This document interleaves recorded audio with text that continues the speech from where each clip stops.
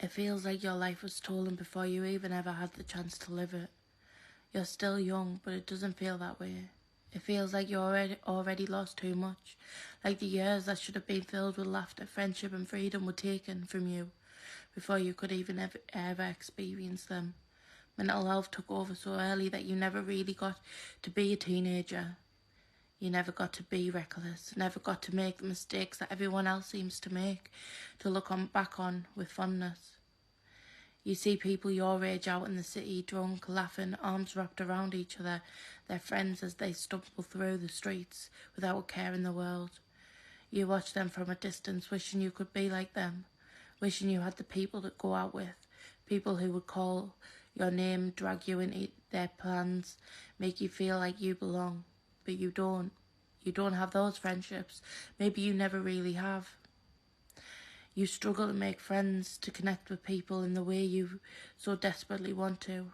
It's not that you don't try, it's just that something in you always holds you back. The fear of saying something wrong, the exhaustion that comes with socialising, the constant noise in your head telling you that you don't fit in, that you never have and never will. You see people forming friendships so effortlessly, building memories together while you sit alone watching from the outside. And so you stay in, not because you want to, but because you don't know how to do anything else. Being around people feels like a chore, like something you should crave. But instead, it drains you. The laughter, the conversations, the inside jokes, it all reminds you of what you don't have, of what you've never had. And yet, the silence of your own company is unbearable. You're stuck in this cycle of loneliness, wanting to be part of something, but never knowing how to take the first steps. You think about everything you've missed out on, the late night adventures, the spontaneous road trips, the recklessness decisions that should define your youth. But your youth wasn't about living. It was about surviving. While others were out making memories, you were battling your own mind, trying to keep your head above the water, and now you don't know how to exist beyond the struggle.